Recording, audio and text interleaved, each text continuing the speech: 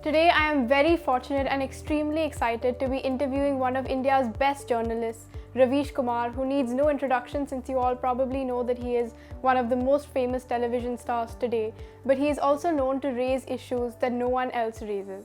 He has probably won every single Indian Journalism Award and is also the winner of the prestigious Magsaysay Award. Sir बहुत बहुत शुक्रिया, आपने अपना कीमती time मुझे दिया है और मैं जानती हूँ कि आप कितने बिज़ी होते हो। तो मेरा पहला सवाल थोड़ा सा पर्सनल है। मुझे हिस्ट्री में बहुत इंटरेस्ट है और मैंने सुना है कि आपने कॉलेज में हिस्ट्री ही पढ़ा था, और मेरे मम्मी पापा कहते हैं कि उन दिनों में जो हिस्ट्री लेते थे वो ज़्यादातर आईएएस बनना चाहते थे, तो आपने जर्नलिज़म क्यों चुना? नयनतारा, जिस वक्त हम पढ़ रहे थे, इतिहास के विद्यार्थी थे, उस वक्त पत्रकारिता में क्यों आए, जर्नलिज्म में क्यों आए, इसके बहुत सारे कारण हैं।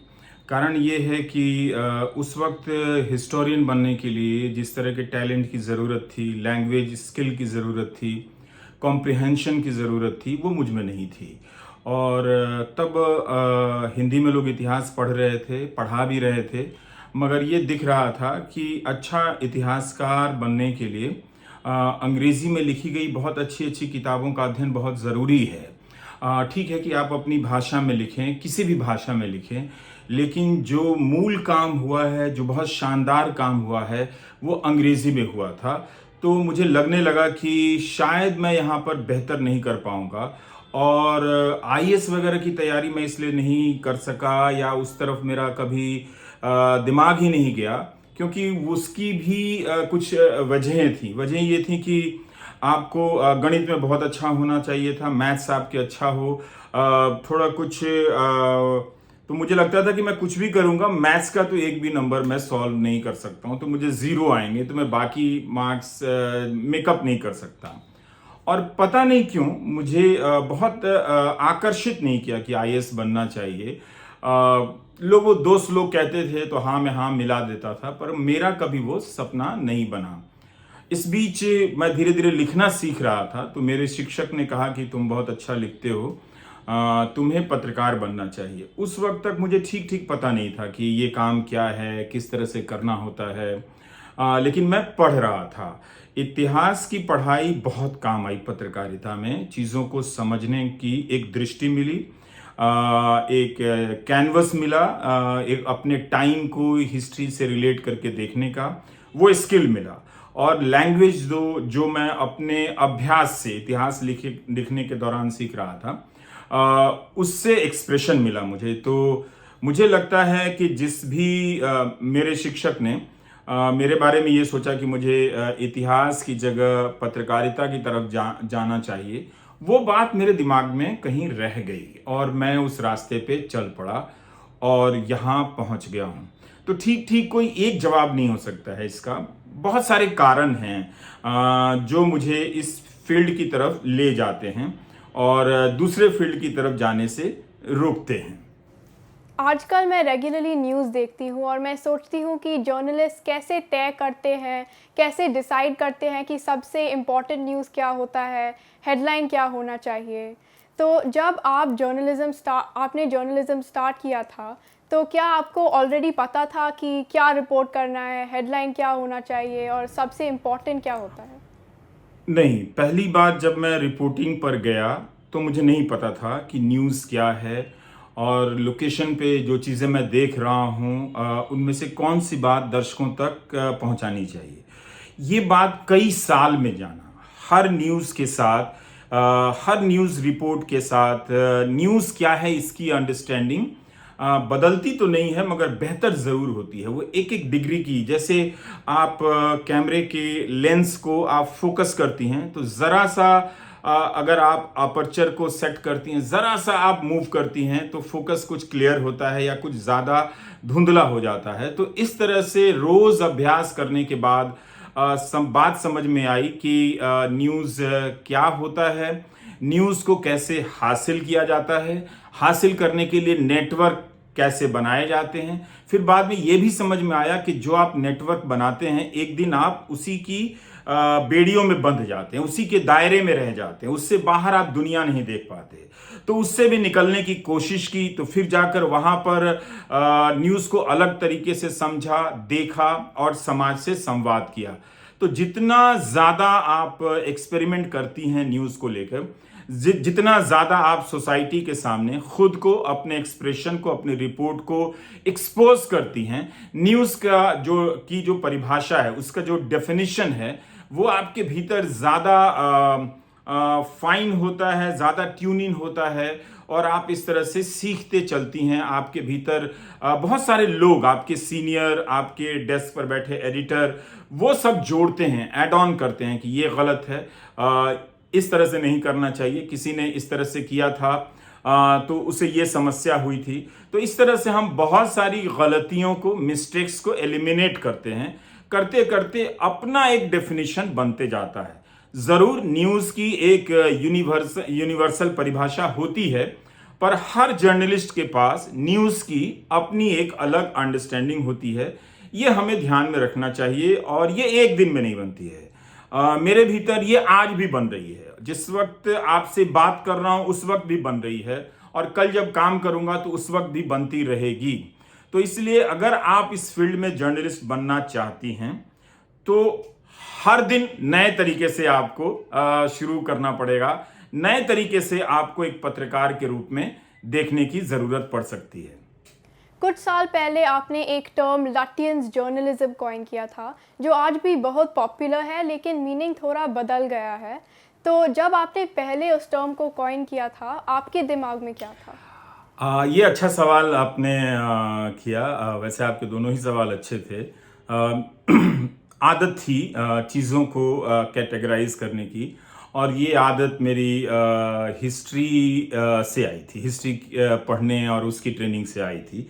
जब मैं पॉलिटिकल रिपोर्टिंग कर रहा था तो देखा कि ज्योग्राफिकल लोकेशन बहुत लिमिटेड है, और इसी लिमिटेड ज्योग्राफिकल लोकेशन से सब कोई बड़े बहादुर बनते हैं। और वो कहाँ जाते हैं? वो पार्लियामेंट बिल्डिंग जाते हैं, 2-4 ऑफिसेज जाते हैं। वो भी सारे ऑफिसेज नहीं जाते, होम मिनिस्ट्री जाते हैं, या फॉरेन ऑफिस जाते हैं, फिनांस मिनिस्ट्री जाते हैं, या ज़्यादा से ज़्यादा लॉ मिनिस्ट्री जाते हैं, और कांग्रेस और बीजेपी के दफ्तर जाते हैं। और जिसे कहीं नहीं जाना होता उसे लेफ्ट के दफ्तर भेज दिया जाता था। तो मुझे लगता था कि ये सारे लोग जो देश के जर्नलिज्म का चेहरा बने हुए हैं, इनकी ज्योग्राफी कितनी लिमिटेड है। तो ये मैंने देखा कि इनकी ज्योग्राफी क्या है। तो लटियंस जोन, हालांकि एक पत्रकार हैं पुरंजय गुहा ठाकुर था, वो हमेशा कहते थे कि तुम लुटियन बोलते हो, ये लटियन होता है। तो हर बार आकर वो करेक्ट कर जाते थे, ये लटियन बोला करो, लुटियन मत बोला करो। तो तो ये एक बात ठीक है, ये अच्छी बात है कि हमें अपनी भाषा को हमेशा और उच्चारण को, प्रोनाउंसिएशन को हमेशा ही बेहतर करने की जरूरत है। और कोई भी सिखाए, कोई भी टोक दे, उसे एक्सेप्ट करने की जरूरत है। तब मुझे लगा कि ये एक जो वाहवाही मिल रही है, जो तालियां मिल रही हैं, वो उतनी डिजर्व नहीं करती हैं। हम उसके लिए डिजर्व नहीं करते, क्योंकि हम करते क्या हैं? हम विजय चौक से अशोक रोड से निकलते हैं, जहां भाजपा का दफ्तर है, और वहां से कोई प्रेस कॉन्फ्रेंस की बाइक लेते हैं, फिर हम जाते हैं अकबर रोड, जहां कांग्रेस का दफ्तर है, फिर निकलकर हम विजय चौक जाते हैं, जहां से एंड P2C करते हैं, जो पीस टू कैमरा होता था। तो उससे मुझे लगा कि ये 3.5 किलोमीटर की पत्रकारिता है, 3-4 किलोमीटर के दौर में आप घूमते जा रहे हैं। तो मैं उसे लुटियन जर्नलिज्म कहा करता था कि मुझे ये लाल पत्थर वाली पत्रकारिता नहीं करनी है। रेड स्टोन जर्नलिज्म मतलब वो जो संसद जिन पत्थरों से बनी है, जो संसद की इमारत देखने में सुर्ख लाल नजर आती है, और इंडिया गेट का भी अगर आप रंग देखें तो वो एक तरह से लाल और गुलाबी के बीच का रंग है। तो वो सब मिला के मैं कहता था कि ये लटियन जोन की पॉलिटिकल रिपोर्टिंग है, और यहाँ जो लोग काम करते हैं, यही लोग रिपोर्टर से ब्यूरो चीफ से पॉलिटिकल एडिटर से मैनेजिंग एडिटर बनते हैं। हालांकि इसके बाद हम लोगों ने इस दौर को बदला भी, वैसे लोग भी मैनेजिंग एडिटर बने जिन्होंने 2-4 दिनों के लिए या 2-4 महीनों के लिए लटियन जोन में पांव रखे थे, और अब वो जोन पूरी तरह से ध्वस्त तो नहीं हुआ है, लेकिन उसके मायने और उसका रूप जरूर बदल गया है। तो एक ऊब होती थी उस इलाके में घूमते हुए, उस इलाके में जर्नलिज्म करते हुए, तो उस ऊब को एक नाम देना था। तो हम अपने हर फीलिंग को एक नाम देना चाहिए, उसे महसूस करना चाहिए कि क्या चीज है जो आपके भीतर वो हर्ट कर रही है, इरिटेट कर रही है आपको और अनकंफर्टेबल कर रही है। तो उसको पहचानना चाहिए और उसे पहचानने के प्रोसेस में ही मैंने वो नाम रख दिया कि ये लटियन जर्नलिज्म है।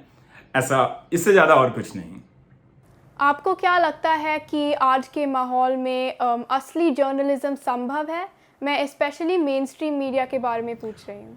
इस सवाल का नयनतारा हम सीधे जवाब नहीं दे सकते, ना हाँ में ना में, और ना ये कह सकते इन्फेंटलाइज करते हुए कि नहीं नहीं बिल्कुल बहुत अच्छा है, आज के समय में आप पत्रकारिता में आइए और आप कर सकती हैं। हालात बदल गए हैं। अदालतों का जिस तरह से रवैया है, बेल मिलने में बहुत वक्त लगता है। मालूम नहीं कि जांच एजेंसियां वो इतनी प्रिडेटरी हो गई हैं कि आपको किस तरह के आरोप में फंसा दें।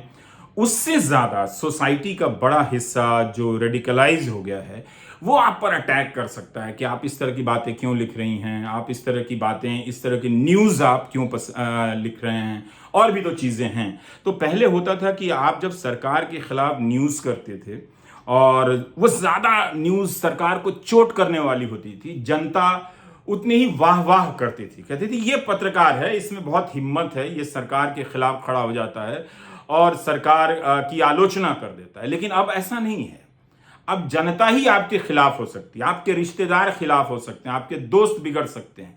तो जो पूरा इकोसिस्टम है इंफॉर्मेशन को गैदर करने का, उसको डिस्प्ले करने का, वो खत्म हो गया है। और दूसरा, जो न्यूज ऑर्गेनाइजेशन है वो अब नहीं चाहेंगे कि उनके भीतर कोई दूसरा रवीश कुमार बन जाए। ये कोई बहुत बड़ी बात तो नहीं है, मुझसे बहुत अच्छे अच्छे पत्रकार हैं, लेकिन अब धीरे धीरे हर कोई पत्रकारिता से पीछे हट रहा है और आप देखेंगे कि सब कुछ इंडिविजुअल पर आकर टिक गया है। आप करना चाहती हैं, आप अकेले कीजिए, आप सारा रिस्क उठाइए और आप जेल जाइए, तरह तरह के रिप्रेशन को झेलिए। इतना आसान नहीं है इस देश में इन सारी चीजों को झेलना।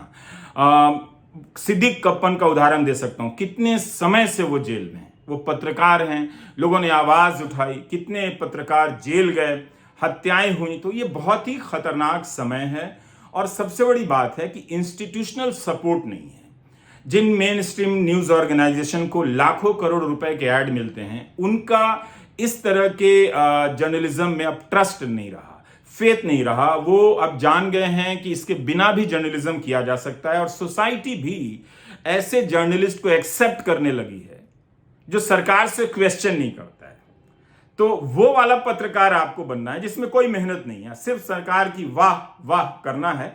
तो आप वाहवाही करते रहिए सरकार की और आप पत्रकार समझी जा सकते हैं, वो लोग समझे जाते हैं, लोग उनसे बहुत सेल्फियां खिंचाते हैं, काफ़ी पॉपुलर हैं। लेकिन हम समझते हैं कि वो पत्रकारिता नहीं है और इस तरह की पत्रकारिता अब बहुत मुश्किल है। अब अगर संभव है तो सिर्फ आपके कमिटमेंट पर वो डिपेंड करती है। कोई इंस्टीट्यूशन ऐसा नहीं है जो बहुत बड़ा है जो जर्नलिस्ट को बैक करे जर्नलिस्ट होने के लिए। मेरा आखिरी सवाल है कि जो लोग जर्नलिस्ट बनना चाहते हैं उनके लिए आपका क्या एडवाइस है और उनको कैसे अपने आप को प्रिपेयर करना चाहिए? इसकी भी सूची बहुत लंबी हो सकती है नयनतारा। अगर हम कहें कि जो नए पत्रकार बन रहे हैं उन्हें क्या करना चाहिए, बहुत सारा काम है। जैसे अभी मुझे लगता है कि शायद मैं 10 साल पहले बहुत पढ़ाई की होती और उस पढ़ाई के नोट्स बनाए होते और कंटिन्यूटी में मैं पढ़ता चला जाता तो मैं बेहतर कम्युनिकेटर बनता। तो मैं ये कह सकता हूं कि आज के पत्रकार को खूब पढ़ते रहना चाहिए ताकि जब उनका टाइम आएगा, हर जर्नलिस्ट का एक टाइम आता है 8, 10 साल, 15 साल के बाद, तो जब आप कम्युनिकेटर बनते हैं, वाइडर सोसाइटी आपसे कनेक्ट होती है, तो उस टाइम को यूटिलाइज करने के लिए, सोसाइटी से बात करने के लिए आपके पास कंटेंट होना चाहिए, नॉलेज होना चाहिए। उसकी तैयारी आप उस वक्त नहीं कर सकते, बहुत पहले से करते रहना पड़ता है। या फिर आपके इकोसिस्टम में वैसे दोस्त होने चाहिए जो बता दें, या फिर आपकी अंडरस्टैंडिंग में कुछ और ऐड ऑन कर दें तो जिसको आप एक्सप्रेस कर सकें। तो ये आप कर सकती हैं। और दूसरा मैं कहना चाहूंगा कि आज जो भी पत्रकार बन रहा है उसको लीगल इश्यूज को समझने, लिखने और एक्सप्लोर करने की एबिलिटी होनी चाहिए। दूसरा, डेटा को समझने की एबिलिटी होनी चाहिए। मैथ्स में बहुत साउंड होना चाहिए, जो कि मैं नहीं हूं, ये मेरा बहुत वीक पॉइंट है। बहुत बेसिक गलतियां कर देता हूं मैं इसमें, लेकिन अगर आप इकोनॉमिक्स को आप नहीं समझ रही हैं, पॉलिटिकल इकोनॉमिक्स को नहीं समझ रही हैं कि कोई राजनीति इस तरह की इकोनॉमिक्स के फैसले क्यों ले रही है, इकोनॉमी के फैसले क्यों ले रही है, ये सब समझने के लिए तो आप समझिए कि कोई बहुत अच्छा चार्टर्ड अकाउंटेंट की समझ वाला हो, जो बहुत अच्छा इकोनॉमी को समझता हो और जो बहुत अच्छा लॉ को समझता हो। मेरे हिसाब से आने वाले समय में अच्छा पत्रकार वही बनेगा जिसके भीतर इन तीनों चीजों को समझने, एक्सप्रेस करने की एबिलिटी हो। जिसमें नहीं है वो आज से ही इस पे मेहनत करे, शुरू कर दे इस पर काम करना। 8-10 साल लगते लगते उन चीजों को समझेगा और जब उसे मौका आएगा, एक प्लेटफॉर्म मिलेगा प्राइम टाइम के जैसा, तो वो उसका ज्यादा बेहतर इस्तेमाल कर सकेगा। सोसाइटी को एक लगेगा कि हाँ कोई है जो बोल रहा है और हम अपना टाइम उसे डिवोट कर सकते हैं उससे किसी इशू को समझने के लिए। तो लंबा रास्ता है एक जर्नलिस्ट, नए जर्नलिस्ट को अगर आप कहा जाए तो कि आप क्या करें, बस यही कहूंगा कि हर दिन आप नए जर्नलिस्ट बने रहिए। कभी किसी दिन ईगो में मत आइए, कभी किसी दिन पुराना अनुभवी एक्सपीरियंस जर्नलिस्ट मत बनिए। हर स्टोरी को नए से न्यू कमर की तरह देखिए और आजमाइए। मुझे लगता है कि इसी रास्ते से चलकर आप बेहतर और उससे भी बेहतर होती जाएंगे। रवीश जी, बहुत बहुत शुक्रिया आप हमारे साथ जुड़े। Thank you very much. Thank you for watching this interview. I hope you enjoyed it and learned something from it, because I learned a lot.